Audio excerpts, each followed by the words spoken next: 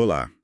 Hoje a gente vai dar uma olhada mais de perto no material bem bacana, o sermão Deus Conta com Você, do pastor Leonardo, lá da Igreja Batista Atitude de Araruama. Pois é, o título é bem direto. Deus conta com você. Foi pregado pelo pastor Leonardo Neves. Legal. E qual a base dele? Ele usa o texto de Êxodo, capítulo 3, sabe? Do 1 ao 10, aquela passagem da sarça ardente. Clássica. E muito forte, né? A ideia central, então, é essa mesmo do título, que Deus conta com a gente? Exatamente. E ele conecta isso muito com a dinâmica dos grupos pequenos, as células, sabe? Mostrando que esse chamado é para todo mundo. Não importa a história, a profissão. Interessante essa aplicação para células. Faz todo sentido. Geralmente o pessoal nesses grupos está buscando entender como viver a fé no dia a dia, né? Isso, e o pastor começa falando de como as dificuldades, às vezes, nos tiram do lugar comum, né? E da importância das nossas decisões, ou até da falta delas. Deus está esperando uma resposta, uma ação. Entendi. Então, para começar, vamos relembrar rapidinho o contexto lá de Êxodo 3. Boa. Então o povo hebreu está no Egito escravizado há um tempo. Moisés nasce, é criado como príncipe, mas aí... Aí ele comete aquele erro grave, né? Mata um egípcio e tem que fugir. Vai para Midian. Isso, e fica lá um tempão, tipo 40 anos, vira pastor de ovelhas, uma vida bem diferente da do palácio. Pois é. E é justamente nesse momento, aos 80 anos, cuidando do rebanho do sogro, que Deus o chama, naquela sarça que queimava e não se consumia. Uma virada total, né? E o pastor Neves, pelo que eu entendi, foca muito nessa mudança do próprio Moisés. Exatamente. Ele ressalta uma coisa fundamental. Aos 40, Moisés achava que podia resolver na força dele, né? E deu errado. Verdade. A impulsividade ali. Isso. Aí aos 80 ele já está se sentindo incapaz, talvez até esquecido. E é aí que Deus fala, agora sim. Tem até uma frase do sermão que marca isso, é algo como... Cal. É tipo assim, quando você achava que você conseguia, você fez besteira. E agora que você acha que você não consegue, você vai depender de mim e em mim você pode. Entende? A chave virou para dependência em Deus. Nossa, que poderoso isso. Muda tudo. E como isso amarra com os princípios que ele tira para o nosso dia a dia, para as células? Qual o primeiro? O primeiro princípio que ele tira, lá dos versículos 9 e 10, é que Deus não conta só com quem é, digamos, vocacionado de tempo integral. Ah, tipo pastor, missionário? Isso. Ele usa o próprio Moisés como exemplo. Um pastor de ovelhas de 80 anos não tinha um currículo ministerial formal, né? Mas toda a experiência dele. A vida toda dele. Sim, de príncipe no Egito, conhecendo a corte, a cultura, e depois de pastor no deserto, aprendendo a liderar, a cuidar. Deus usou tudo isso. E ele traz exemplos mais recentes para a gente conectar, para quem estava na célula pensar onde eu me encaixo. Traz, sim. Ele contou a história do José Benedito Torres, sabe? O Bené da Forte Leve. Ah, o empresário. Ele mesmo, que usou a empresa dele, os recursos, para apoiar um projeto missionário enorme, o Água Viva, lá no sertão, um empresário missionário. Que legal. E, ao mesmo tempo, ele falou do pastor Josué, que na mesma região se dedicava a plantar igrejas. Eram chamados diferentes, entende? Um com recursos, outro na linha de frente pastoral, mas ambos essenciais. Faz todo sentido. E aí vem a pergunta que o pastor lança, que é muito boa para refletir na célula.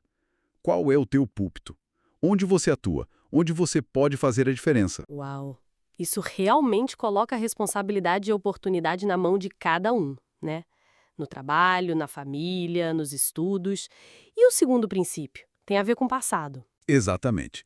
O segundo ponto é: ter tido uma vida difícil ou ter cometido erros sérios não impede um grande chamado de Deus. Ah, isso é importante. Muita gente se sente presa pelo passado, né? Com certeza.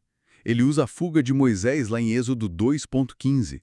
Pensa bem, ele era um príncipe, virou um fugitivo. E não era qualquer coisa, ele tinha matado um homem. Verdade, uma mancha pesada no histórico. Mas Deus o chamou mesmo assim, no momento mais, sei lá, improvável da vida dele, quando ele provavelmente se sentia mais desqualificado. Que mensagem de esperança, hein?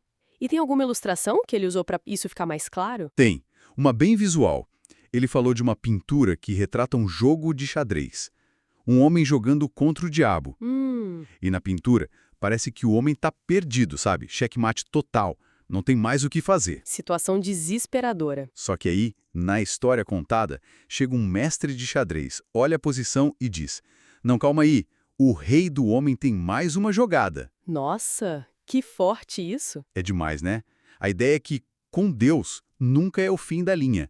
Mesmo quando tudo parece perdido, o nosso rei, Deus, sempre tem um próximo movimento. O erro do passado não define o futuro. Impactante mesmo. Tira um peso, né? Ok, e o terceiro princípio? Sobre a correria do dia a dia. Isso.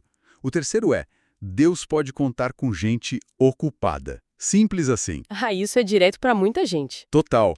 Ele volta para Êxodo 3.1. Moisés foi chamado enquanto estava trabalhando, cuidando das ovelhas. Não estava num retiro espiritual esperando o chamado cair do céu. Verdade. Tava na labuta diária. Então não precisa esperar, tipo, quando eu me aposentar, ou quando as crianças crescerem, ou quando esse projeto acabar. O chamado é agora, no meio da vida que a gente tem. Para as células, isso é fundamental. O serviço acontece na rotina. E aqueles 40 anos que Moisés passou no deserto pastoreando? Que podia parecer tempo perdido, né? Só cuidando de bicho. O pastor Neves vê isso como preparação. Aquele deserto, aquela aparente monotonia ou dificuldade, foi o que preparou Moisés para guiar um povo inteiro por outro deserto. Faz sentido. O deserto como escola. Exato.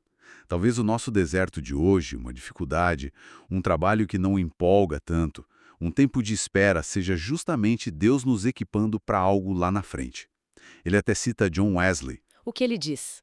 Algo como, faça todo o bem que puder, por todos os meios que puder, de todas as maneiras que puder, em todos os lugares que puder, em todos os tempos que puder, a todas as pessoas que puder, enquanto você puder. É um chamado à ação constante, onde a gente está. Uau, intenso.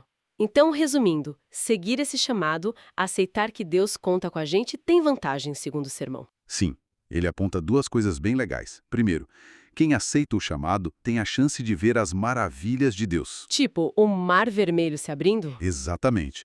Coisas assim não acontecem para quem fica só olhando de longe.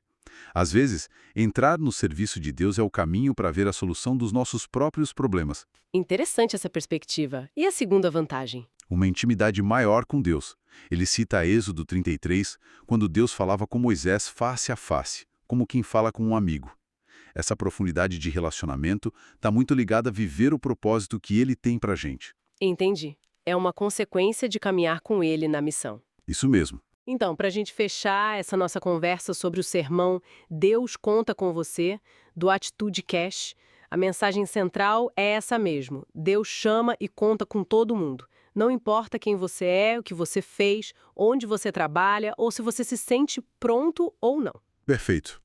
É um convite para sair de uma fé passiva, né? E entrar numa participação ativa. Usar nossos dons, nosso trabalho, nossos contatos, nossos recursos e até nossas células como ferramentas para um propósito maior. Não é só acaso. Exatamente. E fica aquela reflexão final, né? Aquele pensamento que o sermão deixa no ar. Qual seria? Aquela pergunta, e se esse deserto que talvez alguém esteja passando agora, essa fase difícil, de espera, de se sentir-se meio esquecido, e se isso for, na verdade, o lugar onde Deus está preparando o terreno para um chamado inesperado, mas muito significativo? É para pensar mesmo. Que o nosso deserto pode ser nossa sala de aula. Fica aí a reflexão para todos nós.